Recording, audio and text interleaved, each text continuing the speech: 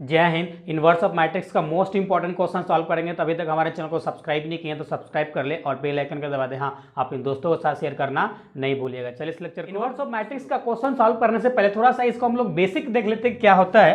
तो सबसे पहले अगर आपको इनवर्स निकालना है तो ए इनवर्स, सपोज कोई ए मैट्रिक्स है जिसका हमको इनवर्स निकालना है, तो A inverse is equal to होता है 1 by determinant of matrix A का डिटर्मिनेंट निकालना होगा and adjoint of matrix A. यही आपका इन्वर्स निकालने का फॉर्मूला होता है। किसी भी मैट्रिक्सेस का आपको इन्वर्स निकालने के लिए फॉर्मूला होता है और इसमें कुछ कंडीशंस है। इन्वर्स निकालने के कुछ कंडीशंस खुद का इसका अपना है, वो कंडीशंस देख लीजिए। अगर आपका कोई किसी भी मैट्रिसेस का डिटर्मिनेंट निकाल रहे हैं, उसकी वैल्यू अगर नॉट इक्वल टू जीरो आता है, कहने का मतलब ये मीन्स दैट कि किसी भी मैट्रिसेस को अगर सॉल्व डिटर्मिनेंट निकालने जाएंगे तो उसकी वैल्यू जीरो नहीं आना चाहिए। जीरो नहीं आना चाहिए, अदरवाइज कुछ भी हो सकता है, माइनस में भी हो सकता है, प्लस में भी हो सकता है, तो चलेगा। अगर जीरो आ गया तो उसका आप इनवर्स नहीं निकाल सकते। तो इसी को हम लोग बोलते हैं A is a non singular matrix, non singular matrix. और इसे लिख देंगे hence A inverse exist. Okay, अगर आपका मैट्रिसे की वैल्यू अगर आपका डिटर्मिनेंट की वैल्यू जीरो आ जाता है तो आप नहीं निकाल सकते हैं। अगर जीरो आ गया तो उसको सिंगुलर बोलते हैं, जीरो नहीं आया तो उसे नॉन सिंगुलर बोलते हैं। इसीलिए एक लैंग्वेज यहाँ पे हम लोग को लिखना होगा। ए कोई मैट्रिक्स हमारा is a non singular matrix है। ये हमारा ए जो मैट्रिक्स है नॉन सिंगुलर है और जब ये नॉन सिंगुलर हो जाएगा तो उसका इन्वर्स एग्जिस्ट करेगा, यानी पॉसिबिलिटी है उसका इन्वर्स निकालने का। दूसरी वर्ड और है, ये तो आपका डिटर्मिनेंट तो आपको निकालने आता होगा किसी भी मैट्रिक्स से। अगर नहीं आता है तो जैसे मैं क्वेश्चन सॉल्व करेंगे उसमें आपको सिखा देंगे। एक हमारा सबसे बड़ा इंपॉर्टेंस ये है, सबसे बड़ा इंपॉर्टेंट हमारा पॉइंट ये है कि एडजॉइंट, हमें एडजॉइंट निकालना चाहिए, किसी भी मैट्रिसेस को निकालने आना चाहिए। तो सबसे पहले हम लोग फोकस करते हैं एडजॉइंट ऑफ मैट्रिक्स के ऊपर कि किसी भी मैट्रिसेस का आप एडजॉइंट कैसे निकालेंगे। देखिए 2x2 मैट्रिसेस का बिल्कुल आसान है, आपको हम ट्रिक बताते हैं क्योंकि आपका 2x2 ऑर्डर का ऑब्जेक्टिव में क्वेश्चन पूछ सकता है, सब्जेक्टिव में नहीं पूछता है। तो देखिए अगर आपके पास लेटर सपोज कि कोई आपके पास मैट्रिसेज ए है जिसका 2x2 ऑर्डर का एलिमेंट है, मैट्रिसेज है। ओके, इस प्रकार से उसका एलिमेंट है किसी मैट्रिसेज का, इसको आपको एडजॉइंट निकालना है। तो एडजॉइंट निकालेंगे तो यहाँ पे लिखेंगे एडजॉइंट ऑफ ए। इसको हम लोग एडजॉइंट ऑफ ए पढ़ेंगे और इसमें आपको कुछ नहीं करना, इसका जो लीडिंग डायगोनल एलिमेंट होता है ए वाली एलिमेंट, ये की पॉइंट आपको हम यहीं पे मेंशन कर देते हैं। ये वाली डायगोनल जो होगा इसको हम लोग इंटरचेंज कर देंगे, ओके, इंटरचेंज कर देंगे डायगोनल एलिमेंट को,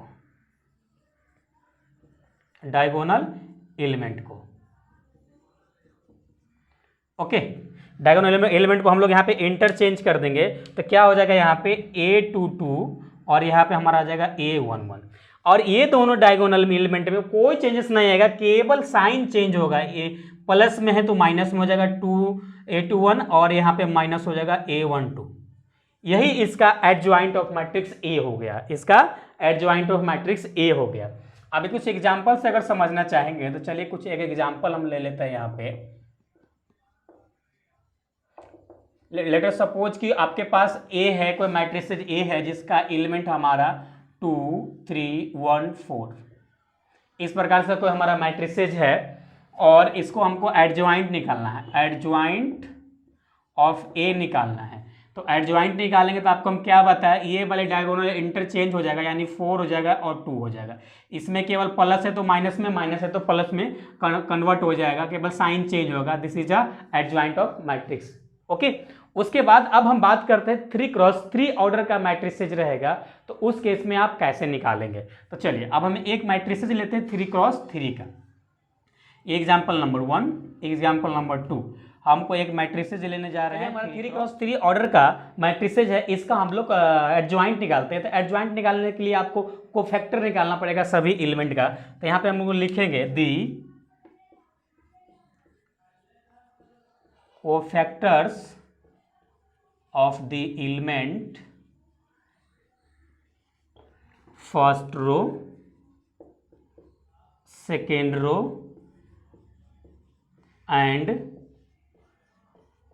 थर्ड रो। इसका हमको सभी तीनों रो का हमको कोफैक्टर निकालना होगा। तो कोफैक्टर कैसे निकालते हैं? लेट अस सपोज कि अगर अभी थ्री को ले रहे हैं, पहले थ्री को ले रहे हैं, तो ये वाली रो का कैंसिल हो जाएगा, ये वाली रो कैंसिल हो जाएगा, तो बचेगा हमको क्या? बचेगा हमको -3 और 4, -3 और 4 और -1 और 1 बचेगा, राइट।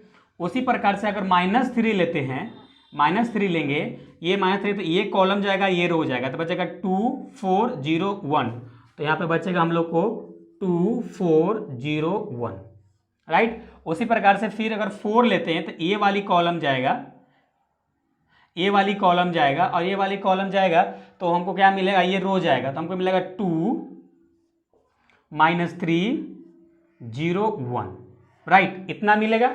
अब देखिए, इसका साइन पे सबसे पहले ज़्यादा ध्यान देना पड़ेगा, फोकस करना पड़ेगा। जो साइन कन्वेंशन है ना, उस पर ध्यान देना होगा। तो पहला एलिमेंट प्लस में होता है, दूसरा माइनस में होता है, प्लस में होता है, ये माइनस में होता है, ये प्लस में होता है, ये माइनस में होता है, ये प्लस होता है, ये माइनस होता है, ये प्लस होता है। तो इस प्रकार से 3x3 ऑर्डर का मैट्रिसेस के लिए ये साइन कन्वेंशन हो गया कि इस प्रकार से साइन आप चेंज करेंगे, इंटरचेंज करेंगे। तो पहला हमारा प्लस में है, दूसरा हमारा माइनस में है, फिर ये प्लस में है, राइट। अब इस डिटर्मिनेंट को हमें सॉल्व करना है। तो इस डिटर्मिनेंट को सॉल्व करेंगे, इस डिटर्मिनेंट को सॉल्व करेंगे तो क्रॉस करेंगे तो -3 आ जाएगा, -3, और इसको सॉल्व करेंगे तो क्या जाएगा? माइनस माइनस प्लस हो जाएगा 4 इक्वल टू, फिर इक्वल टू। अब इसको सॉल्व कर लेते हैं। देखिए यहाँ से 2 आ जाएगा और माइनस है और 2 आ जाएगा, ये वाली माइनस और ये 2 वही, तो बाकी का 0 हो जाएगा। उसी प्रकार से फिर इक्वल टू लेंगे, इक्वल टू लेंगे तो फिर देखिए ये इसको गुना करेंगे तो 2 आ जाएगा, इसको गुना करेंगे तो 0 हो जाएगा, यानी आपका ये प्लस में 2 आ जाएगा, राइट। प्लस में 2 आ जाएगा तो इसको सॉल्व करेंगे तो आ जाएगा 1 -2 और 2। ये फर्स्ट रो के लिए हमारा कोफैक्टर हो गया। फर्स्ट यहाँ पे सही कर लीजिए, यहाँ पे ये माइनस है ना, तो यहाँ पे -1 आ जाएगा, तो यहाँ पे ये भी हमारा जब सॉल्व करेंगे तो माइनस में आ जाएगा। ओके, ये हो गया। अब हम लोग सेकेंड रो के लिए देखते हैं। तो सेकेंड रो के लिए हम लोग ये निकालते काम करते हैं। ये 2 लेंगे, आप 2 का कोई फैक्टर निकालेंगे तो ये कॉलम जाएगा, ये रो जाएगा, तो बचेगा -3 4 और ये -1 और 1। फिर उसी प्रकार से -3 लेंगे तो ये जाएगा और ये जाएगा, तो बचेगा 3 4 और बचेगा 0 और 1। फिर ये 4 लेंगे तो ये कॉलम जाएगा, ये रो जाएगा, तो बचेगा 3 और -3 और बचेगा 0 और -1। ये आ गया। फिर इसको सॉल्व कीजिए। फिर सबसे पहले साइन कन्वेंशन पे ध्यान दे दीजिए। यहाँ प्लस आया था तो अगला क्या हो जाएगा? माइनस, फिर उसके बाद हो जाएगा प्लस, फिर हो जाएगा उसके बाद माइनस, राइट। चलिए इसको सॉल्व करेंगे तो आ जाएगा -3 और ये +4। इसको सॉल्व करेंगे तो आएगा 3 और बाकी बचेगा 0। इसको सॉल्व करेंगे तो आ जाएगा -3 और माइनस माइनस प्लस हो जाएगा, माइनस माइनस प्लस हो जाएगा +3। तो हमारा क्या मिलेगा? यहाँ पे 1 मिलेगा, यानी -1 और 3 और हमें मिलेगा क्या? 3, राइट। इतना मिल जाएगा हमको। और उसके बाद हम लोग हमारा थर्ड रो बच रहा है। उसके बाद हमारा थर्ड रो बच रहा है, तो थर्ड रो के लिए निकालेंगे। तो थर्ड रो का ले लेते हैं हम लोग, यहीं पे थर्ड रो का लेते हैं। ये इसको 0 लेंगे तो आप ये कॉलम और ये रो जाएगा, तो बचेगा -3 4 -3 और 4, राइट। उसके बाद आप -1 लेंगे, हम इधर लिख देते हैं, -1 लेंगे तो ये कॉलम गया और ये रो गया, तो बचेगा क्या? 3 और 4, 3 4 हो जाएगा और यहाँ पे 0 और 1 हो जाएगा, सॉरी 2 और 4 हो जाएगा, राइट। फिर हम लोग इधर करते थे कैलकुलेट, ये 1 लेंगे तो ये कॉलम और ये रो जाएगा, तो बचेगा 3 -3 और 2 -3, राइट। इतना हो गया। अब इसको हम डिटर्मिनेंट सिंपल सॉल्व कर लेते हैं। उससे पहले साइन कन्वेंशन देख लेते हैं। देखिए दूसरा, इसके बाद क्या आ जाएगा? इसके बाद यहाँ प्लस आया है तो उसके बाद हमारा क्या होगा? माइनस होगा। तो यहाँ पे हमारा माइनस, सॉरी इधर देखेंगे ये माइनस है तो यहाँ पे प्लस हो जाएगा, फिर यहाँ पे माइनस हो जाएगा, ये प्लस हो जाएगा, राइट। ये हो जाएगा। उसके बाद हम इसको अब सॉल्व कर लेते हैं। तो क्या आ जाएगा? 4 × 12 और ये आ जाएगा 4 × 12 प्लस आ जाएगा 0। उसके बाद इसको सॉल्व करेंगे तो ये माइनस ले लेते हैं, ये 4 × 12 और 4 × 2 = 8। तो इसको सॉल्व करेंगे तो क्या आ जाएगा? 4, यानी -4। फिर इसको सॉल्व करेंगे तो आ जाएगा आपका 3 तिहाई 9 -9 और ये प्लस 3 दूना 6, तो आ गया हमारा -3। तो इस प्रकार से हमारा कोफैक्टर निकल चुका है।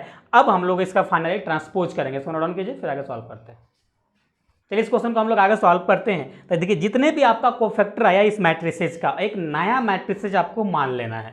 एक नया मैट्रिसेज हमको क्या मानना है, let B is equal to, एक मैट्रिसेज हम लोग मान लेते हैं, सभी जो भी हमारा कोफैक्टर का एलिमेंट आया है वो लिख लेते हैं 1 -2 और -2। उसके बाद क्या है -3 3 3 3 3 दोनों प्लस में। उसके बाद आया है हमारा 0, उसके बाद आया हमारा -4 और उसके बाद आया हमारा -3। ओके, इतना आया है। ये हमारा एक नया मैट्रिसेज मिल गया है। अब हमको क्या निकालना है, एडजॉइंट। मेन मुद्दा तो हमको एडजॉइंट निकालना था। तो यहां पे लिखेंगे adjoint of A is equal to transpose of क्या, मैट्रिसेज बी, यानी बी का ट्रांसपोज आपको निकाल देना है। तो ट्रांसपोज कैसे निकालते हैं, प्रीवियस लेक्चर आपको बताया, नहीं देखे उसका लिंक आएगा, अपन दे देंगे, वहां से जाके आप देख लीजिएगा। तो यहाँ पे इसका हम ट्रांसपोज कैसे करेंगे, ये रो वाले को कॉलम में लिख देंगे, तो 1 -2 और -2। ये रो को हम फिर से कॉलम में लिख देंगे, -1 3 3। इसको फिर से हम लोग 0 -4 और -3। यही इसका ट्रांसपोज होता है, यही इसका एडजॉइंट ऑफ ए आ गया, एडजॉइंट ऑफ ए आ गया। तो आई होप आपको एडजॉइंट निकालने तो आ गया होगा। अगर किसी भी मैट्रिसेस का एडजॉइंट निकालना है तो इस प्रकार से आप एडजॉइंट निकाल सकते हैं। अब देखिए एडजॉइंट निकल गया, आपको डिटरमिनेंट में निकाल लिया मैट्रिसेस का, तो फाइनली आप हम इन्वर्स वाले फॉर्मूला में पुट कर देंगे तो हमारा इन्वर्स ऑफ मैट्रिसेस आ जाएगा। ओके, तो हम लोग नेक्स्ट लेक्चर में इन्वर्स वाला क्वेश्चंस देखेंगे कि किस प्रकार से इन्वर्स निकालेंगे और अच्छे से डिटेल में देखेंगे। और हमारे चैनल पे differential calculus, set theory, integral calculus, 2D geometry, 3D, set theory of equation, सभी सब्जेक्ट कंप्लीट हो चुका है। सभी का लिंक आपको डिस्क्रिप्शन में मिल जाएगा, सभी का क्रैश कोर्स अवेलेबल है, तो वहां से जाके आप क्रैश कोर्स वाली लेक्चर्स देख सकते हैं। आपका एग्जाम नजदीक है तो, नहीं तो अदरवाइज आप डिटेल पे वाले लेक्चर्स देख सकते हैं। तो हम लोग नेक्स्ट एक लेक्चर हम लोग और लेंगे इसमें इन्वर्स ऑफ मैट्रिसेज में, उसके बाद हमारा कंप्लीट हो जाएगा। उसके बाद फिर हम लोग चलेंगे लीनियर इक्वेशन की तरफ। तो आई होप ये लेक्चर से आप सेटिस्फाई हैं तो अभी तक लाइक नहीं किया तो लाइक करते हुए, सब्सक्राइब नहीं किया तो सब्सक्राइब कर लीजिए। और हाँ, बेल आइकन को दबाना नहीं भूलिएगा। इसी प्रकार से आपको BSc मैथमेटिक्स लेक्चर प्रोवाइड करते रहते हैं। चलिए हम लोग फिर मिलेंगे नेक्स्ट लेक्चर में, जब तक अपना ख्याल रखिए। Thanks, love you all.